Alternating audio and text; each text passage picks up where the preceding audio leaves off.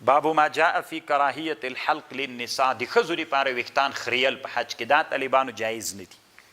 قصر به کوي ښځه ځه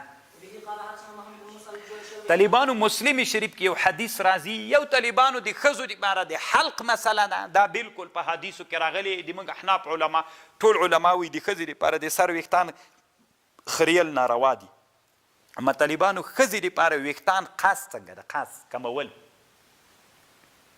نو دام احناف علما ناروا بلی یو حدیث راځي کان ازواج النبی صلی الله علیه وسلم یأخذن من رؤوسهن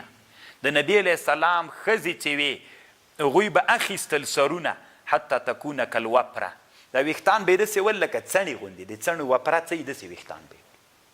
نو دې کې طالبانو احناف وایي دا یې مقصد سو دا یې مقصد سو به نوري صاحب هم ډېر طالبانو ورونو ما خپله په دې بحث کړی چې د ښځو دپاره ویښتان کمول دا د موږ د احناف په مذهب باندې جایز نه دي ما خپله تحقیق په دې باندې بحث په دې باندې کړی اما طالبانو اوس چې ځان سره فکر کوم داسې خریلو دپاره دلایل سته د دې دپاره چې د ښځو دپاره ویښتان کمول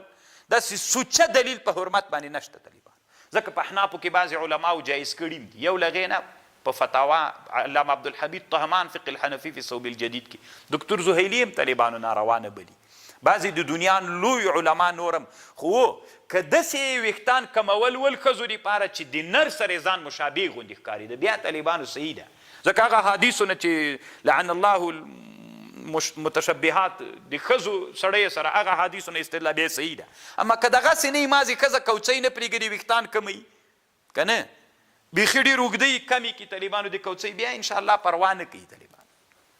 اگر چې علما وایي چې لکه دلته علامه بنوري صاحب هم چې کوم بحث کړی ده خو طالبانو داسې سوچه دلیل نشته خصوصا دغه حدیث چې بیا ورسره ملګری سي کان ازواج النبي یاخذن من رؤوس حتی تکونه کالوپره دوی وایي دا خو هغه په حج کې کم کړي ول هغه ول او دغه ول طالبانو درځه له هغه احادیثونه کې استدلال وکړي چې لکه څوک داسې سي